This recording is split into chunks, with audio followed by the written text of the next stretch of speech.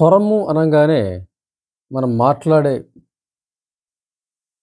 ఈ మాటలు ఎలాగైతే వస్తున్నాయో దాన్ని స్వరమని మనకు తెలుస్తుంది. మన స్వరము అంటే మన గొంతు అనే విషయాన్ని మనకు తెలుస్తుంది. అంటే మనకి మాటల రూపంలో మనకి బయటికి వస్తున్న స్వరం అనేది మనకి తెలుసున్నటువంటి విషయం. అది ఒక తెలుసున్నటువంటి విషయం.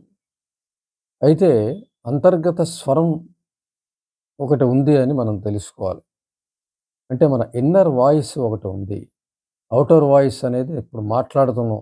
ఏవైతే మాట్లాడుతున్నామో మన భావనల్ని కమ్యూనికేట్ చేయగలుగుతున్నామో అది బాహ్యమైనటువంటి స్వరం అయితే, అంతర్గత స్వరం ఇన్నర్ వాయిస్ అనేది ప్రతి వ్యక్తికి కూడా ఒకటి ఉంటుంది. Inner voice. ఈ ఇన్నర్ వాయిస్ ఎలాగైతే మనం మన మన భావనల్ని, ఆలోచనల్ని బయట వ్యక్తులకు కానీ ఎవరికైనా కూడా కమ్యూనికేట్ చేయగలుగుతున్నామో మాటల ద్వారా, శబ్దాల ద్వారా, అలాగే ఈ స్వరంలో మనము హెచ్చుతగ్గుల్ని కూడా చూపిస్తూ ఉంటాం. కోపం వచ్చినప్పుడు, ఆవేదన కలిగినప్పుడు, బాధ కలిగినప్పుడు, సంతోషం కలిగినప్పుడు, నెమ్మదిగా చెప్పాల్సి వచ్చినప్పుడు, దూరంగా ఉన్న వ్యక్తితో మాట్లాడాల్సి వచ్చినప్పుడు, ఈ స్వరాన్ని మనం హెచ్చుతగ్గుల్ని మెయింటైన్ చేస్తూ ఉంటాం. దూరంగా ఉన్న వ్యక్తికి ఒక స్వరం, దగ్గరగా ఉన్న ఒక స్వరం.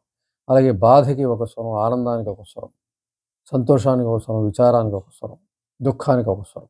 ఈ విధమైనటువంటి అనేక వేరియేషన్స్ మన గొంతులో మనం ఇవ్వడం అనేది జరుగుతూ ఉంటుంది. అలాగే ఇన్నర్ వాయిస్ కూడా మనతో మాట్లాడుతూ ఉంటుంది. మనకి అనేక విషయాలను చెప్తూ ఉంటుంది. మనం ఏదైనా సమస్యలో ఉన్నప్పుడు సలహా ఇవ్వడానికి ప్రయత్నం చేస్తుంది. మనం ఏదైనా కష్టంలో ఉన్నప్పుడు సహాయం చేయడానికి ప్రయత్నం చేస్తుంది. అయితే ఆ ఇన్నర్ వాయిస్‌ని మనం ఎంతవరకు కన్సిడర్ చేస్తాము అన్నది అది మన తెలివితేటలను బట్టి ఆధారపడి ఉంటుంది. ఇన్నర్ వాయిస్ బలంగా ఉండేది తెలివిగల వాళ్ళలో బలంగా ఉంటుంది. సహజంగా కుటుంబం నుంచి తెలివితేటలు, మంచి వ్యక్తిత్వం లక్షణాలు ఇవన్నీ వచ్చిన వ్యక్తికి ఇన్నర్ వాయిస్ చాలా స్పష్టంగా ఉంటుంది. అతను గైడ్ చేస్తూ ఉంటుంది. అతను గైడెన్స్‌లో పెడుతూ ఉంటాడు. విజయాలు సాధిస్తాడు. సంతోషంగా ఉంటాడు. అతనికి ఏ విధమైన సమస్యలు లేవు. ముందుకెళ్తూ ఉంటాడు. చొరవగా ఉంటాడు. చురుగ్గా అన్ని పాజిటివ్ గుణాలన్నీ కూడా అతనిలో ఉంటాయి. ఎవరికైతే ఇవన్నీ ఉంటాయో ఇన్నర్ వాయిస్ చాలా స్ట్రాంగ్‌గా ఉంటుంది. అయితే మానసిక సమస్యల చేత బాధించబడేటువంటి వ్యక్తికి ఈ ఇన్నర్ స్వరం కూడా తక్కువగా ఉంటుంది. అలాగే బాహ్య స్వరం కూడా తక్కువగా ఉంటుంది. అతనికి ఇష్టం లేనిది కూడా గట్టిగా చెప్పలేడు. అతనికి కష్టమైనది కూడా గట్టిగా చెప్పలేడు. అలాగే అతను ఇతరులకు ఎలాగైతే స్పష్టత లేకుండా స్పష్టతతో చెప్పలేడో, అలాగే ఇన్నర్ స్వరం కూడా అస్పష్టంగానే ఉంటుంది. ఈ బాహ్య స్వరం ఎలా అస్పష్టంగా ఉంటుందో ఇన్నర్ వాయిస్ కూడా అలాగే ఉంటుంది. చెబుతుంది కానీ గట్టిగా చెప్పలేని పరిస్థితి. ఇక్కడ ఎలాగైతే బయట ఏదైనా ఒక ఇష్టం లేనిది చెప్పడానికి ఈ వ్యక్తి మొహమాటమో లేకపోతే భయమో, ఆ సమయానికి ఆ స్వరం హెచ్చుతగ్గులు లేకో, మానసిక సమస్యలు వీటన్నిటికి వెనక్కున్నవి. ఈ మానసిక సమస్యలలో స్వరం బలహీనమైపోయింది.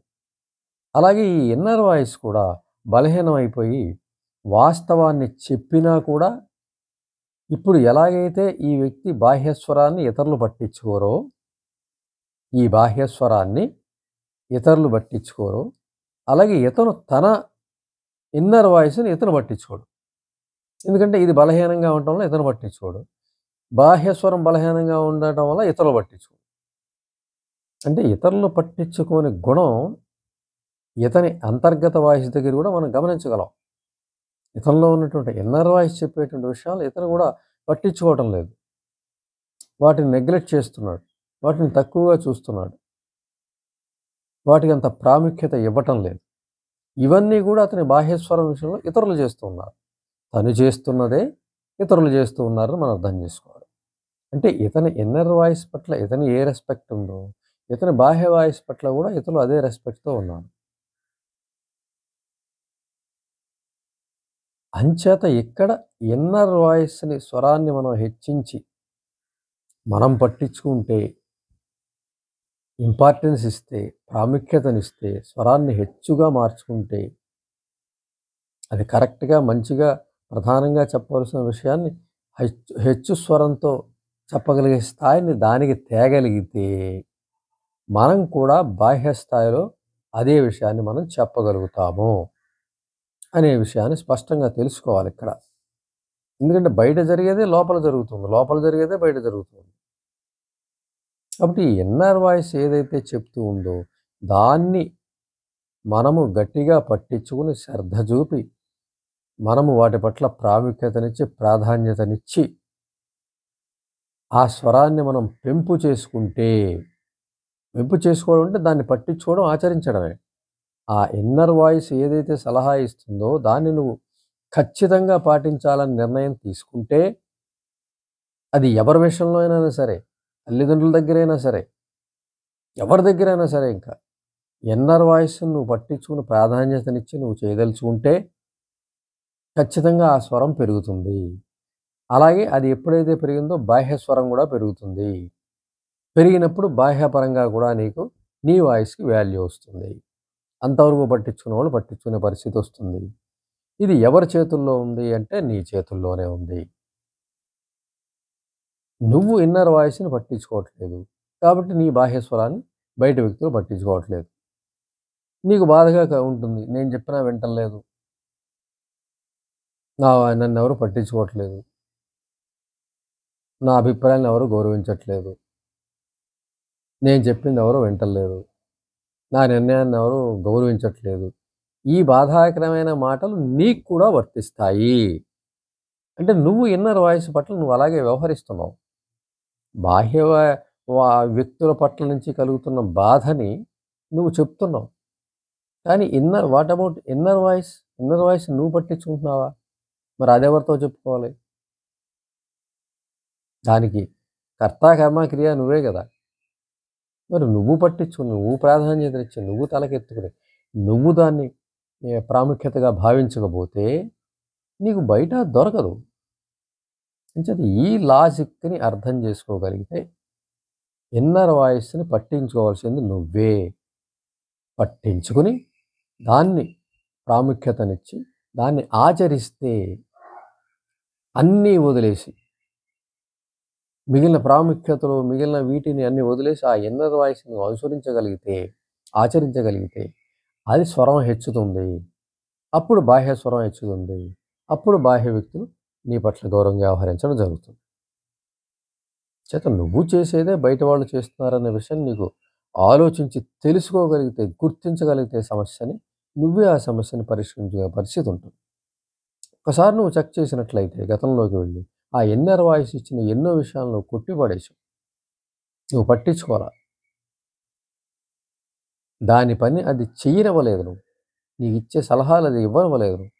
ఏనాడు దాని సలహాలు పాటించలా. అంచేత దాని స్వరం రోజు రోజుకి తగ్గిపోతూ వస్తుంది. దాని స్వరం తగ్గింది అంటే బాహ్యంలో నీ స్వరం తగ్గుతోందని అర్థం. దీనివల్ల అనేక జీవిత సమస్యలు కూడా వస్తాయి. ఒక విద్య విషయంలో నీ వాయిస్ కరెక్ట్‌గా లేకపోతే ఇష్టం లేనిది చదవాల్సొస్తుంది. ఒక ఉద్యోగ విషయంలో నీ వాయిస్ లేకపోతే నువ్వు ఇష్టం లేని ఉద్యోగం చేయవలసొస్తుంది. అలాగే వివాహ విషయంలో నీ వాయిస్ స్పష్టంగా లేకపోతే ఇష్టం లేని పెళ్లి చేసుకోవాల్సొస్తుంది. అలాగే ఎన్నో విషయాలు ఇష్టం లేకుండానే జీవితం గడిచినప్పుడు సగం జీవితం అయ్యేసరికి విపరీతమైనటువంటి అలసట వచ్చేస్తుంది. మానసికమైనటువంటి అలసట వచ్చేస్తుంది. నీరసం వచ్చేస్తుంది. జీవితం పట్ల ఏ విధమైనటువంటి భావం కొనసాగదు. రుచి లేని ఒక భోజనం చేస్తున్నట్లుగా